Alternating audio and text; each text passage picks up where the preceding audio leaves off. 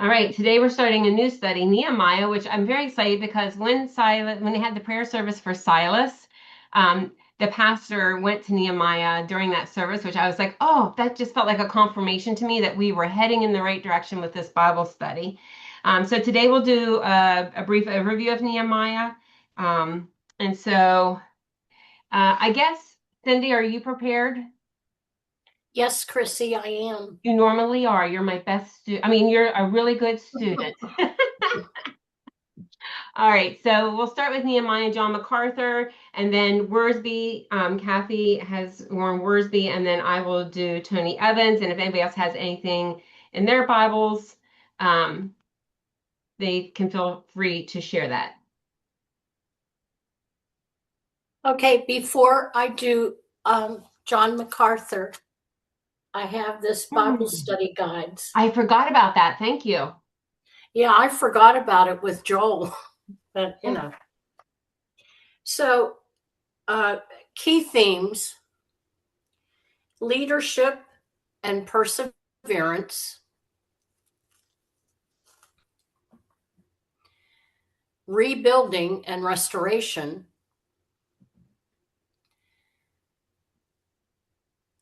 Okay, hang on. faith, Leadership and perseverance. PER. Perseverance.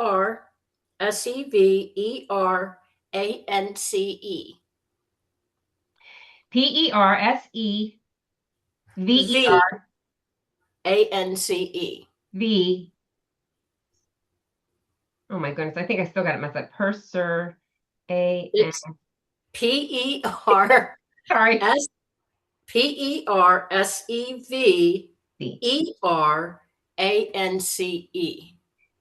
C. Okay, perseverance. Leadership and Okay, the perseverance. second, rebuilding and restoration.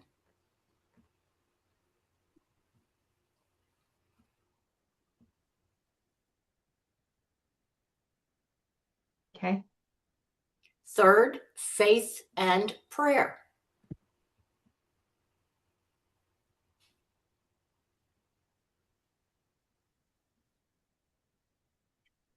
Okay. Fourth, community and reform.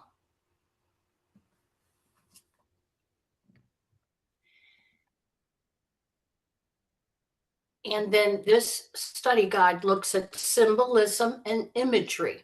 Oh, some.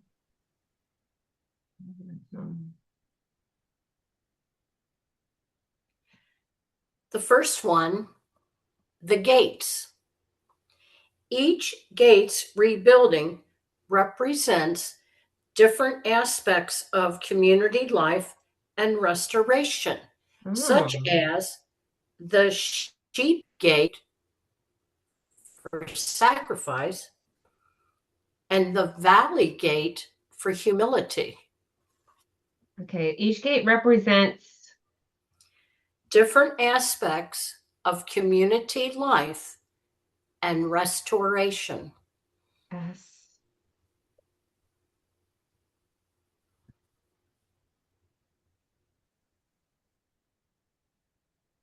Community life and restoration. Yes, and the two examples are the sheep gate, which is sacrifice,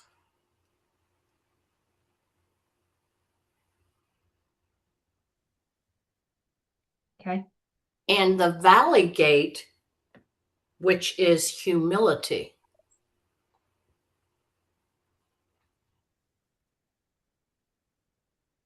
Okay.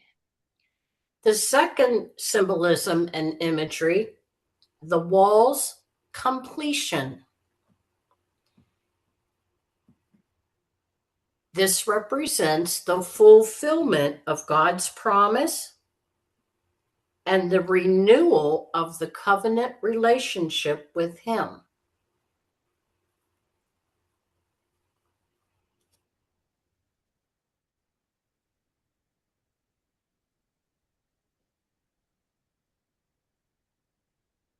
The third symbolism and imagery is opposition and trials. This symbolizes the challenges and obstacles that come with pursuing God's work and the spiritual warfare involved. That come with doing God's work and spiritual warfare involved. Yes.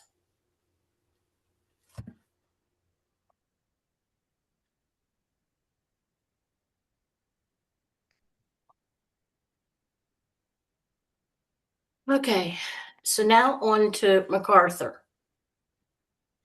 Normally, when I read his background or our overview, I do excerpts. Well, it was so funny. And, I'll underline it. Well, it was so funny. There was so much. There's only one area that I'm going to paraphrase. I mean, you just couldn't. You had to have it all. And I thought, okay. All right. Nehemiah. That means Jehovah comforts.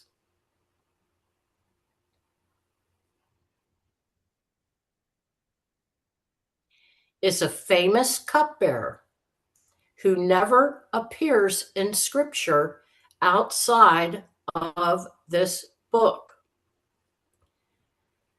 The book recounts selected events of his leadership and was titled after him.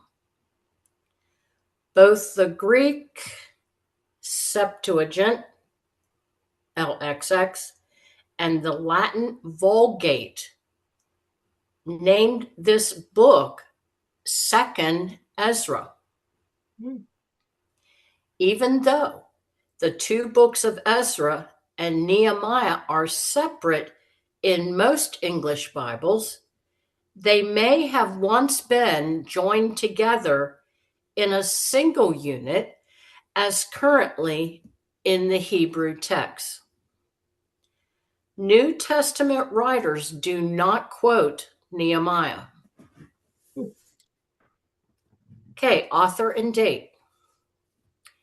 Though much of this book was clearly drawn from Nehemiah's personal diaries and written from his first-person perspective, both Jewish and Christian traditions recognize Ezra as the author. This is based on external evidence that Ezra and Nehemiah were originally one book as reflected in the LXX and Vulgate. It is also based on internal evidence, such as the recurrent, quotes, hand of the Lord theme, which dominates both Ezra and Nehemiah, and the author's role as a priest and scribe. As a scribe, he had access to the royal archives of Persia, which accounts for the myriad of administrative documents found recorded in the two books, especially in the book of Ezra. Very few people would have been allowed access to the royal archives of the Persian Empire, but Ezra proved to be the exception. And there are different references in Ezra. The events in Nehemiah began late in the year 446 BC, the 20th year of the Persian king Artaxerxes. The book follows chronologically from Nehemiah's first term as governor of Jerusalem, 445 to 433 BC, to his second term, possibly beginning 424 BC. Nehemiah was written by Ezra sometime during or after Nehemiah's second term, but no later than 400 BC. Okay, we're at background and setting.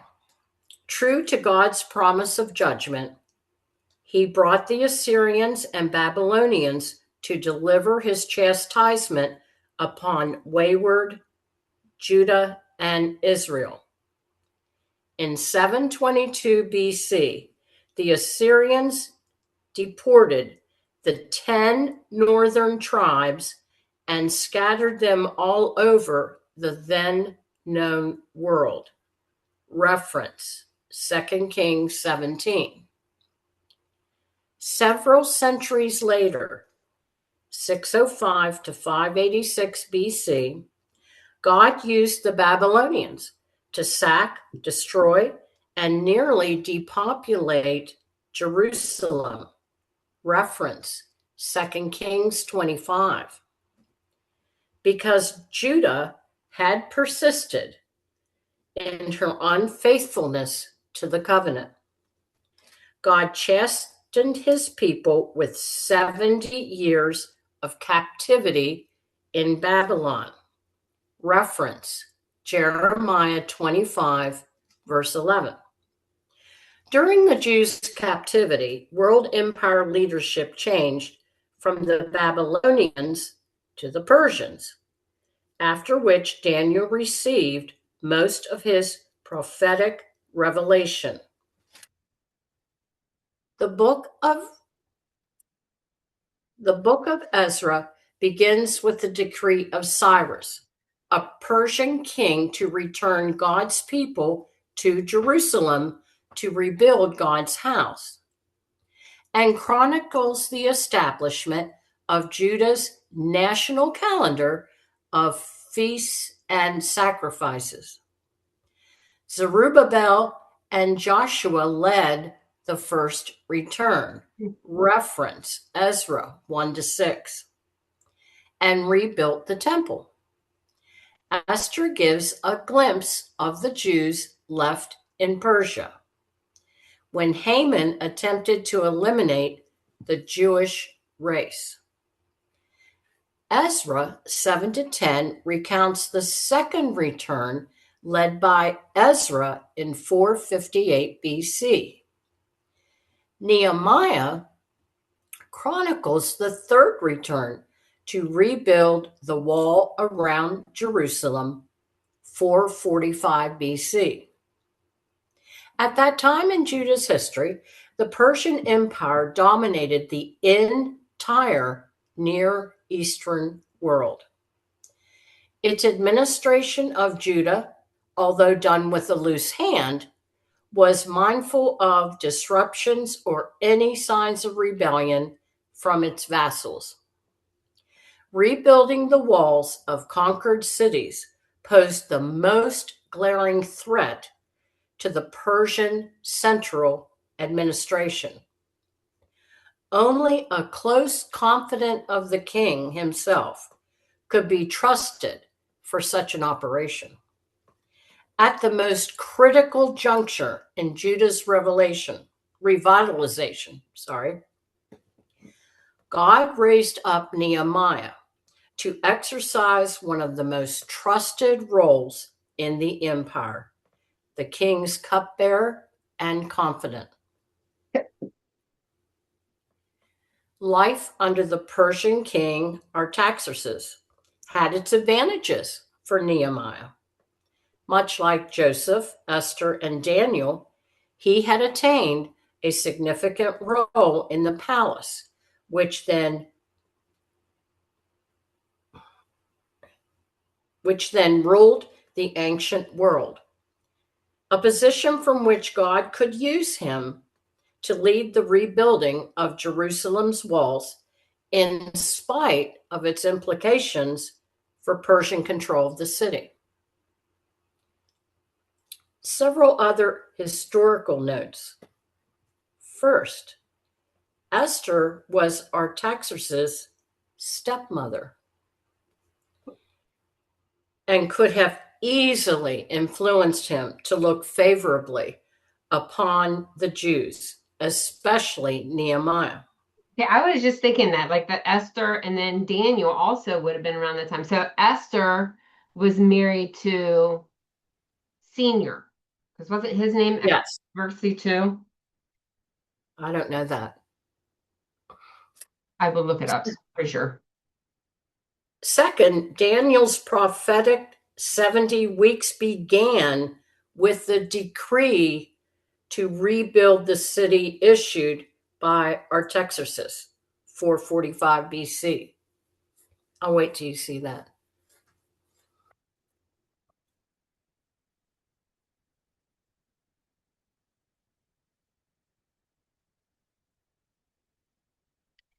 Oh, okay. I was wrong. King Ahasuerus. Ahasuerus. Oh, and he's widely identified by historians as Xerxes because we used to make fun of him being Xerox when we did Esther. Xerxes of the Persian Empire. Okay. Third, the Elephantine papyrus, plural, Egyptian documents, dated to the late 5th century BC, support the account of Nehemiah by mentioning Sanballat, the governor of Samaria, Jehohanan, and Nehemiah's being replaced as governor of Jerusalem by Bigvai in 410 BC. Finally, Nehemiah and Malachi represent the last of the Old Testament canonical writings, both in terms of the time the events occurred and the time they were recorded by Ezra.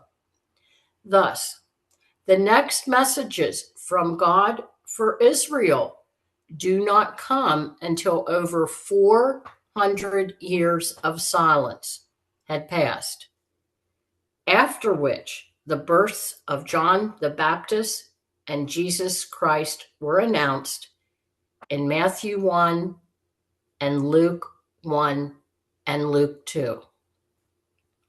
With the full Old Testament revelation of Israel's history prior to Christ's incarnation being completed, the Jews had not yet experienced the fullness of God's various covenants and promises to them. While there was a Jewish remnant as promised to Abraham in Genesis, it does not appear to be as large as the time of the Exodus in Numbers 146. The Jews neither possessed the land, nor did they rule as a sovereign nation. The Davidic throne was unoccupied. And although the high priest was of the line of Eleazar and Phinehas, God's promise to consummate the new covenant of redemption awaited the birth, crucifixion, and resurrection of Messiah. Historical and theological themes. Careful attention to the reading of God's word in order to perform his will is a constant theme. The spiritual revival came in response to Ezra's reading of, quote, the book of the law of Moses. After the reading, Ezra and some of the priests carefully explained its meaning to the people in attendance. The next day, Ezra met with the fathers of households, the priests, and Levites, quote, in order to understand the words of the law. The sacrificial system was carried on with careful attention to perform it as, quotes, written in the law. So deep was their concern to abide by God's revealed will that they took a curse and an oath to walk in God's law. That's in Nehemiah 10:29. When the marriage reforms were carried out, they acted in accordance with that which, quotes, they read from the book of Moses. A second major theme, the obedience of Nehemiah, is explicitly referred to throughout the book due to the fact that the book is based on the memoirs or first person accounts of Nehemiah. God worked through the obedience of Nehemiah. However, he also worked through the wrongly motivated, wicked hearts of his enemies.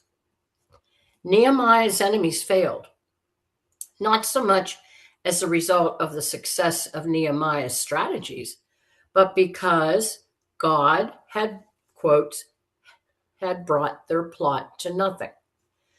God used the opposition of Judah's enemies to drive his people to their knees in the same way that he used the favor of Cyrus to return his people to the land, to fund their building project, and to even protect the reconstruction of Jerusalem's walls. Not surprisingly, Nehemiah acknowledged the true motive of his strategy to repopulate Jerusalem. Quotes, "My God put it into my heart," in chapter 7. It was he who accomplished it. Another theme in Nehemiah, as in Ezra, is opposition. Judah's enemies started rumors that God's people had revolted against Persia. The goal was to intimidate Judah to stop reconstruction of the walls. In spite of opposition from without and heartbreaking corruption and dissension from within, Judah completed the walls of Jerusalem in 52 days. That's in chapter 6. Experienced revival after the reading of the law by Ezra in chapter 8, and celebrated the Feast of the Tabernacles in chapter 8. The book's detailed insight into the personal thoughts, motives, and disappointments of Nehemiah makes it easy for the reader to primarily identify with him rather than, quotes, the sovereign hand of God theme and the primary message of his control and intervention into the affairs of his people and their enemies.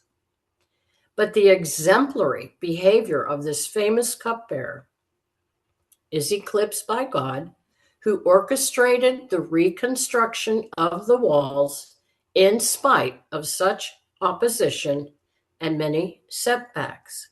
The quotes, "good hand of God" theme carries through the book of Nehemiah. Interpretive challenges. First, since much of Nehemiah is explained in relationship to Jerusalem's gates, one needs to see the map, Jerusalem in Nehemiah's day, for an orientation. Second, the reader must recognize that the timeline of chapters 1 to 12 encompassed 1 year, followed by a long gap of time, over 20 years, after chapter 12 and before chapter 13. Finally, it must be recognized that Nehemiah actually served 2 governorships in Jerusalem, the first from 445 to 433 BC, and the second beginning possibly in 424 BC and extending no longer than 410 BC. And that's it. So I was looking up here because there was 3 waves of return from the Persian Empire to Jerusalem. And so I was kind of looking up the timeline on that. I thought it was very interesting. It actually happened, it took 92 years. So the first wave went under King Cyrus. That would have been with Daniel, whenever I said about Daniel. And that was in 538, maybe 537 BC under King Cyrus. Zerubbabel led that one. Then it's like, it's 38 to 458. It's quite a ways later before the second and third waves, which would have been Ezra and Nehemiah. They were close together. They were like in a 10, 15-year period. So I thought that was interesting. I don't know if I missed it or not, but I do remember in Grown His Word that when they talked about the return, they took like the elite group of people first and brought that. Did I miss her saying that? If I did, I'm sorry. I, I, I might have missed it too.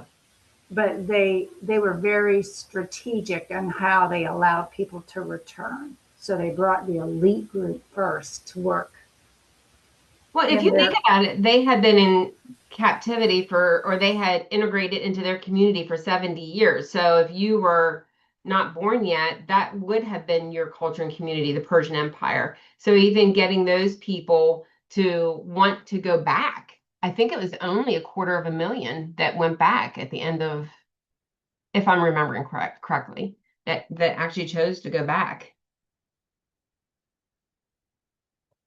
Anybody have anything they want to add or questions for what Cindy read? Would anybody like the timeline? I could snapshot it and send it into the group. I Yes, would, Okay, since I'm just tuning in. I'll send it into the group then. All right, if no questions, then Worsby. He does not really have an introduction. He just kind of Oh, jumps right in. so you He think, just starts out with chapter one and starts in. He might put it in his and comments within the chapter. Yeah, the chapters, the verses. yeah, maybe he does it um in the reading. Well, I can do Worsby. Cindy, your book that you have, is it just giving an overview or does it actually walk along through the book then? Yeah, that. Does that does it, is it a commentary for the book then too, or just kind of an overview?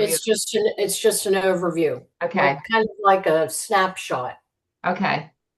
It's okay, so then I'll jump to Tony Evans. It says, though the book of Nehemiah is recognized as an anonymous work, it claims to convey, well, I thought it was interesting too that Ezra was allowed to go into the Persian annals or library because John said that was very unusual. Daniel was allowed also. So I thought that was Mm. interesting. Um, is recognized, it conveys the word of Nehemiah, son of Hakaliah. I don't know how you say that name, 1 1. This combined with a frequent first person perspective makes it clear that much of the content goes back to Nehemiah himself. Thus, we are justified in attributing authorship to him. Although my Bible says that they say it's what's the word? Like they don't know who wrote it. Historical background. Nehemiah was the cupbearer to Artaxerxes, the Persian king, 13 years after Ezra, in about 444 BC, or the 20th year of King Artaxerxes, Nehemiah 2:1. Nehemiah was sent to Jerusalem to rebuild the walls, to address the failure of God's people to reestablish what God had intended with regard to their physical, social, political, economic, and family life. So they must have been having some major issues there, I'm guessing. The message and the purpose. Nehemiah led the third return of exiled Jews back to the land of Israel. As cupbearer to the king of Persia, he held an important administrative post in the government. When he received word that the people who had already returned to Jerusalem were in distress, he was greatly disturbed. But he believed God's promise that when his people repented, and returned to him that he would restore their land. Based on God's word, Nehemiah began a program of what we today would call community development among God's people. With the blessing and help of a pagan king, Nehemiah returned home to rebuild the walls of Jerusalem, the city of God. This demonstrates that even the secular world is subject to God when his people operate. When his people, like that, operate according to his kingdom promises and authority. Nehemiah also provides a study in great leadership. I think Cindy's original book was saying that. In a mere 52 days, Nehemiah led the people amid opposition to rebuild Jerusalem's walls. He also called for the development of solid families, for the temple to be the center of life, and for the people to live under the covenant promises of God, and for them to become a righteous and just community. The book of Nehemiah is about making wrong things right. I thought that too, because I was thinking like they rebuilt the temple, and then it's another like 500 years until Titus Vespasian destroys it in 70 AD. So they survived a long time after they rebuilt it. Any other thoughts or anything anybody wants to read?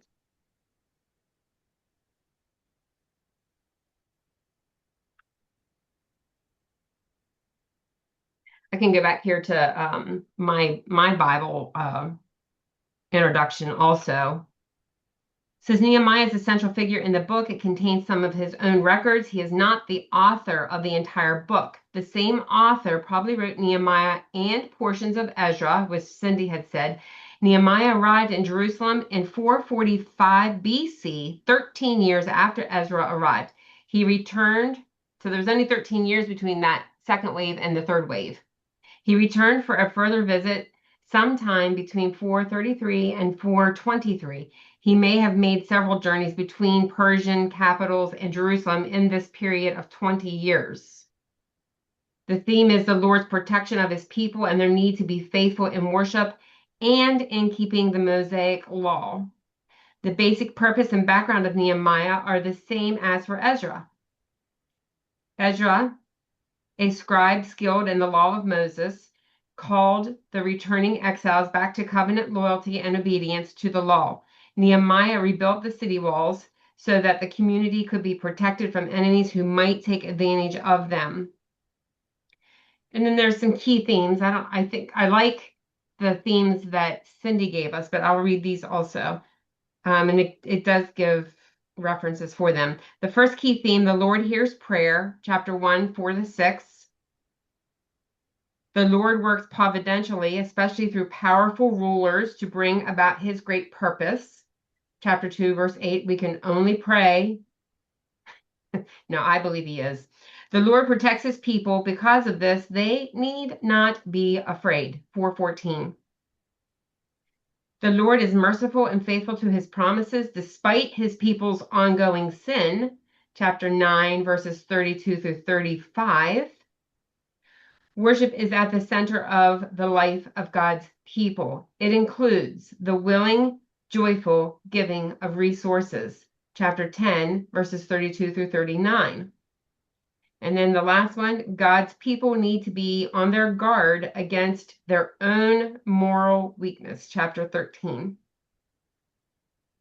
That's short and sweet. I hate to ask you to repeat that. Do you mind taking a snapshot of that? Sure. Sure, I'll And sending it. Thank you. send it along with the other one there. Did anybody mention that it only took 52 days to rebuild the wall? Yeah, that's amazing, though. I mean, that's good leadership right there. Well, and I guess they were looking for leadership, though, because a lot of times when there's chaos, people are looking for good leadership. it said, I think maybe God, the whole thing of that, it said the surrounding nations were heard about that and were frightened and humiliated because they realized that that work had been done with the help of God. Otherwise, it could never have, that was like miraculous. Well, I'm guessing that too. I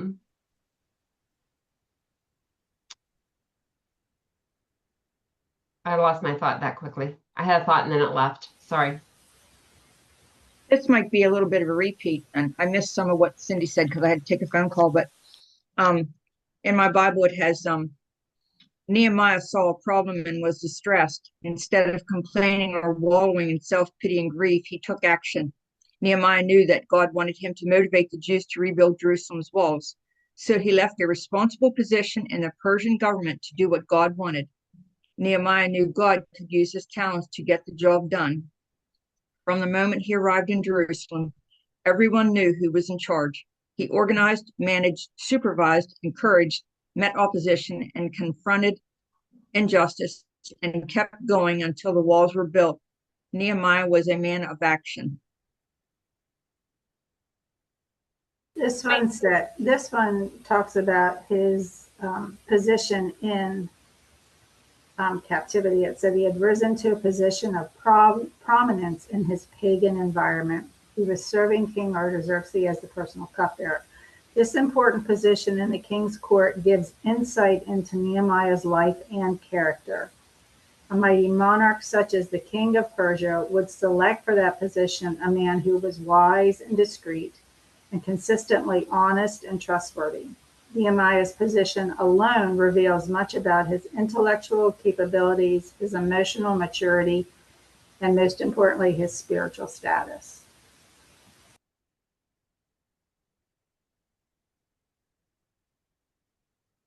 Well, in referring to the 52 days, if I recall, Nehemiah, I might be wrong, find out when we read it. If I recall, as they were building it, they had the materials in one hand and a weapon in the other to fend off any enemies that might attack. Yeah, I remember that too. They had watchmen on the wall too, I think, if I'm in the right book. Plus, weren't they chastised like the whole, oh, you're never going to do this? And I think they had people who were like trying to tear down their spirit while they're doing it too. Mm-hmm.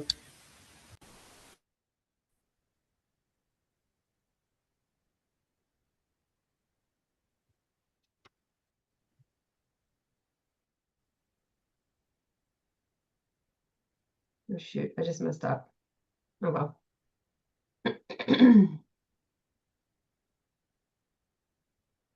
Well, and I was thinking too, like the king, whenever Nehemiah, if he was the cupbearer, I'm sure that king was like selfishly, I would have wanted to keep him with me because I trusted him. I guess anybody could be the cupbearer, but though, because if it was poison, you're going to die. So,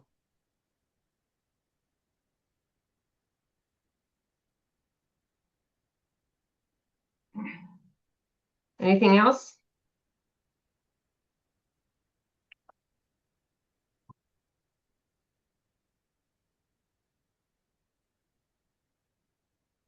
Um, Kathy, can you can you tell like how big Worsby's section is for like tomorrow? Like what we're going to, because you're not going to be here, right? No, there's actually 11 verses in chapter 1, I think. Yes. Yeah, and he does. It covers about, well, just a little over.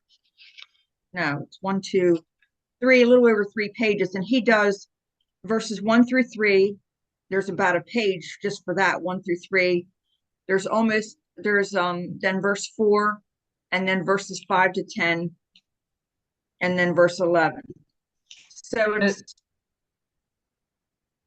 it's a little bit long, but he breaks down a good bit apparently in each of those sections. Okay. Well, we could maybe start with one. Because what he does is, he goes into to start with, there's 4 different, he says he revealed this caring attitude in 4 different ways. And then he gives the 4 ways that there was a caring attitude. I mean, I can give you them if you want them. Yeah, why don't we go ahead and write those down? So 4 ways Nehemiah showed caring attitude. Nehemiah was the kind of person who cared. He cared about the traditions of the past and the needs of the present. He cared about the hopes for the future. He cared about his heritage, his ancestral city, and the glory of his God. He revealed this caring attitude in 4 different ways. Okay. What was the first one? First one, he cared enough to ask. That's verses 1 to 3. Cared enough to ask. Yeah, A-S-K. Okay. The second one, he cared enough to weep. That's verse 4.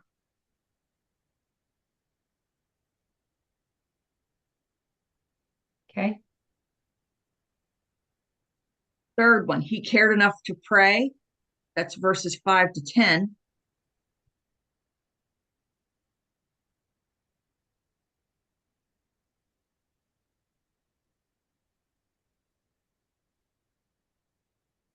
And the fourth one, he cared enough to volunteer, verse 11.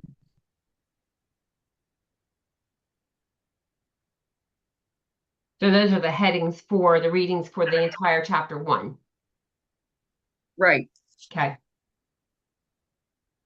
Do you guys want to read 1 through 3 and start it today, or would you rather wait till tomorrow and start fresh?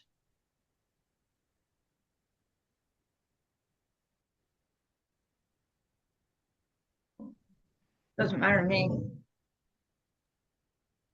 Why don't we go ahead and get started? Maybe we'll make it through John, and then I'll pick up with Worsby tomorrow. Kim, are you up for reading? Oh, she's blacked out. Okay, I'll read.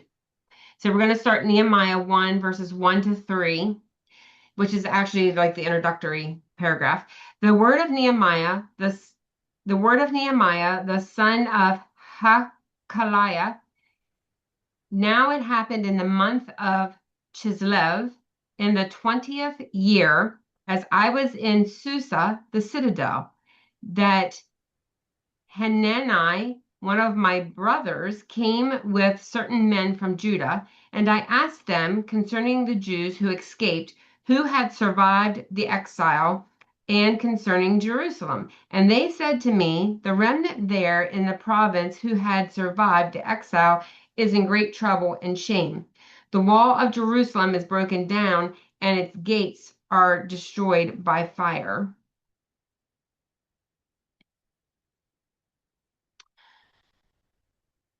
He must have been like, he was very educated too, wasn't he? Because like if he wrote this, like I feel like a lot of people wouldn't have had that education.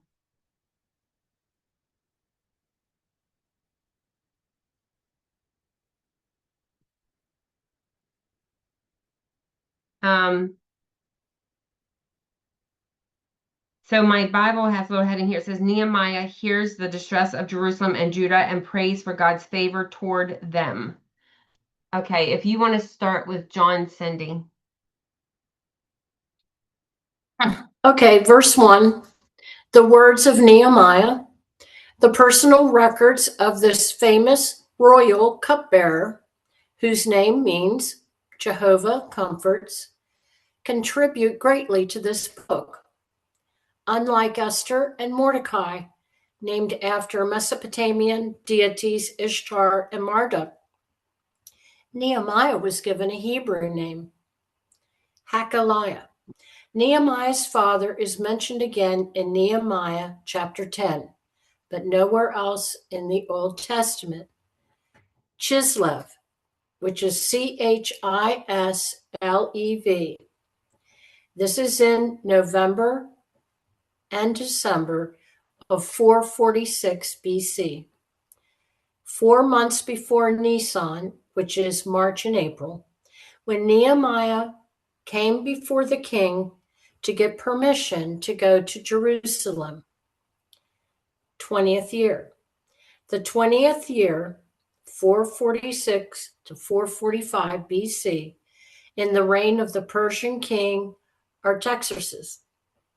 Shushan, also known as Susa. This city was situated east of Babylon, about 150 miles north of the Persian Gulf. Shushan was one of the Medo-Persian strongholds, a wintering city for many officials, and the setting of Esther. Verse 2, Hanani, apparently a sibling of Jeremiah. He had gone to Jerusalem in the second return under Ezra's leadership. Jews, Jerusalem. Nehemiah was deeply concerned about the people and the city, especially during the previous 13 years, ever since the second return under Ezra. Verse 3, wall of Jerusalem, gates. The opposition had successfully thwarted the Jews' attempts the Jews' attempts to reestablish Jerusalem as a distinctively Jewish city capable of withstanding its enemies' assaults, which could possibly lead to another destruction of the newly rebuilt temple in 516 BC. And that's it through 3. Perfect timing. All right, we'll pick back up with Worsby then tomorrow because he'll be longer. We won't get him in. All right, ladies, is there anything that anybody would like to have her repeat, add for the good of what we've done so far today? Not repeat, but just a thought. When they say about verse 2, when they talk about the Jewish remnant that survived the exile, I guess I never really gave that much thought that there was still people that did not get exiled into Babylon. But if we're talking about the way in which they brought them in, the wave that we were talking about, these would probably have been, I mean, if I'm right, like the most destitute or the least. Is that the ones that like if we go there, maybe we have hope of having a better life? Well, no, because remember they took the most elite to Babylon first, and then the next ones, and then the next ones. So the ones that are left there would be the most deprived, I guess. Yeah, you're right. So those would have been ones that probably were so weak in whatever that they would have been unable to stand their ground as far as keeping things organized and well cared for or whatever. I don't know. But where was I going with this? Well, I'm wondering if there are people that were left there because it says came with certain men, and I asked them concerning the Jews who escaped. So did they escape from Babylon, the Babylonians taking them, who had survived the exile? I'm reading that like they never got taken up. So how many Jews were still living in that area that had gotten away? I'm not sure if this is relevant to the question, but in it's further down. That's why. In verse 8, he says, "Oh, please remember what you told Moses. You said, if you sin, I will scatter you among the nations. But if you return to me and obey my laws, even though you are exiled to the farthest corners of the universe, I will bring you back to Jerusalem." So God exiled them and brought them back. Right. Yeah, I'm just curious about the ones who survived the exile. Did they stay in Jerusalem and never come to Babylon? Yeah, that's I'd never picked up on that before. No. Maybe our commentaries will tell us. Where does yours say remnant? It's verse 2, and it says, I questioned them about the Jewish remnant that survived the exile and also about Jerusalem. Okay, my Bible has a note in here. It says, Hanani, one of my brothers, it says, see also 7:2. So maybe we'll read more about it. Came with certain men. It is not known whether these men were residents of Jerusalem or of Persia. The nature of their mission is also unknown. The Jews who escaped, who survived the exile, this along with the remnant refers to the returned exiles living in Jerusalem and Judah. I had never thought about that they didn't just gather them all up and that some would have stayed there. Yeah.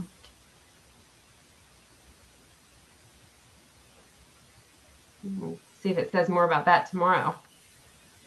Any other thoughts for the good of today's study? If not, dun dun dun, get ready for Cindy's trivia. Angie, I do that for you. That introductory song. Thank you. But before you do that, I have a question for Cindy. Cindy, in the very beginning of what you read, you said about Nehemiah, and then you went on to say about, how do you say it? Kalai. Athaliah, his dad. Goliath, that was his brother. Okay, that's what I wasn't No, sure. I'm sorry. No, Yeah. it's his father. Yeah, and then Hanani was his brother. Okay. Now it's making sense. All right, thank you. I thought it Now said something about him getting a Greek name of this name, and then his father also had this name at first when you first read that. So maybe that's what you were hearing too, Angie, Yes, that is what I was hearing. in the very beginning of that he had this Yeah. Greek name or Hebrew name. Maybe it's Hebrew. I don't remember. Yeah, I thought I was like you said, yes. And that's why I wanted to confirm it. All So, right, are okay. you ready? You guys should have this one. You should. It's Ephesians. We've been there for 5 years now. You ready? Everybody unmuted? Okay. Ephesians reveals what mystery unknown to the Old Testament writers? What was the mystery? Salvation. You are correct. Jesus. What? What did she say? Salvation. I think Oh. Caitlin said Jesus. Yeah, well, kinda. The Holy Spirit. No, kinda. God's love. Mm, No. well, I think the Old Testament was only inclusive to the Jews. So it's all, yeah, that it's salvation is for the Gentiles as well. Salvation was for the Gentiles. The Gentiles were a part of God's plan for salvation. So you were all kind of right, just pegging the Gentiles part. Also, if you like to date your Bible like I do when we start a new book, don't forget to do that. Or we'll be looking at each other later saying, when did we do that one? All right, ladies. The 26, right? What? 26? Yes. Okay. Until All right. tomorrow and Can you give always. me just At the end? What? yeah, just a quick minute at the end? Okay. Can you Until- just give me a quick minute after you sign off? Okay. Until tomorrow and always, Christ is King. He is Yes. king King indeed. indeed. All right.